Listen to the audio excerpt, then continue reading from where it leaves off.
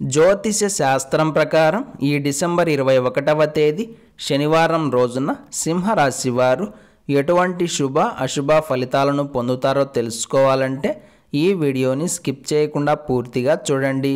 అలాగే తప్పకుండా మా ఛానల్ని సబ్స్క్రైబ్ చేసుకోండి. ఈ డిసెంబర్ 21వ తేదీ శనివారం రోజు సింహరాశి వారు ఉత్సాహంగా నిద్రలేస్తారు. ఏ పని చేసినా హుషారుగా చేస్తారు. బాగా బిజీగా కనిపిస్తారు. ఒక్క నిమిషం కూడా తీరిక లేకుండా పనులు చేస్తారు. అలాగే మీరు చేసే పనికి తగ్గ ఫలితాన్ని కూడా పొందగలుగుతారు. ఈరోజు మీరు కొత్త విషయాలను తెలుసుకోవడంపై శ్రద్ధను కనబరుస్తారు.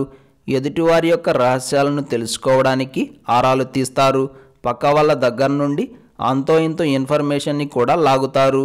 శత్రువు ఎత్తుకు పై ఎత్తు వేసి వారికి భయం అంటే ఏమిటో రుచి చూపిస్తారు. పట్టపగలే చుక్కలను చూపిస్తారు. ఒక్క మాటలో చెప్పాలంటే మీరంటే ఏంటో తెలిసొచ్చేలా చేస్తారు. ఈరోజు సింహరాశి వారు భవిష్యత్తుకు సంబంధించి కొత్త ప్లాన్స్కి రూపకల్పన చేస్తారు. ప్రేమలు ఫలప్రదం అవుతాయి. భార్యాభర్తల మధ్య ఉండే స్నేహబంధం అలాగే ప్రేమబంధం రెండూ కూడా చక్కగా బలపడతాయి. అలాగే ఇరువైపుల వారి సంబంధాలు కూడా చక్కగా మెరుగుపడతాయి. పోటీ తత్వాన్ని కలిగి ఉంటారు. ప్రపంచంతో పోటీ పడకపోతే భవిష్యత్తులో మనకంటూ ఒక గుర్తింపు ఉండదేమో అన్న ఆలోచనలు చేస్తారు. దీని కారణంగా కొత్త తరహాలో ఆలోచనలు చేసే ప్రయత్నం చేస్తారు. వృత్తి, ఉద్యోగ మరియు వ్యాపారాల పరంగా లాభాలను పొందుతారు. విద్యార్థులకు కాలం అనుకూలంగా ఉంది. వాహన యోగాన్ని కూడా గ్రహస్థితి సూచిస్తోంది.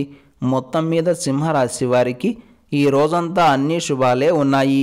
ఈ శనివారం రోజు సింహరాశి వారు నీలం రంగు దుస్తులను ధరించకండి. హనుమాన్ చాలీసాను పారాయణం చేయండి. ఈ శనివారం రోజున ఉన్నటువంటి దివ్యమైన తిథి షష్ఠి నక్షత్రం, పూర్వ పాల్గొని నక్షత్రం. రాహుకాలం ఉదయం 9 గంటల నుండి 10 గంటల 30 నిమిషాల వరకు. యమగండం మధ్యాహ్నం 1 గంట 30 నిమిషాల నుండి 3 గంటల వరకు. అలాగే ఈరోజు యొక్క శుభ సమయాలు ఉదయం 10 గంటల 50 నిమిషాల నుండి 11 గంటల 50 నిమిషాల వరకు.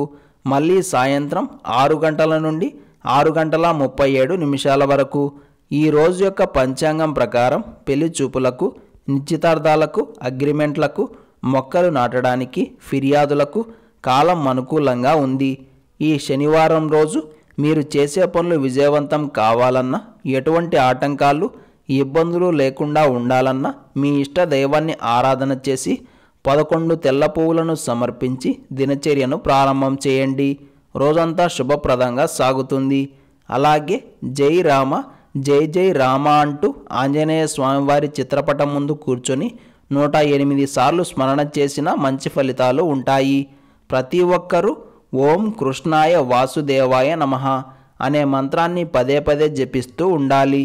ఈరోజు సాయంత్రం విష్ణు ఆలయాన్ని కానీ ఆంజనేయ స్వామివారి ఆలయాన్ని కానీ దర్శించుకొని రావి చెట్టుకు మరియు వేప చెట్టుకు చెంబుడు నీరు పోసి 7 ప్రదక్షిణలు చేస్తే కుటుంబంలో ఉన్న గొడవలు, గందరగోళాలు తొలగిపోయి ప్రశాంతత నెలకొంటుంది.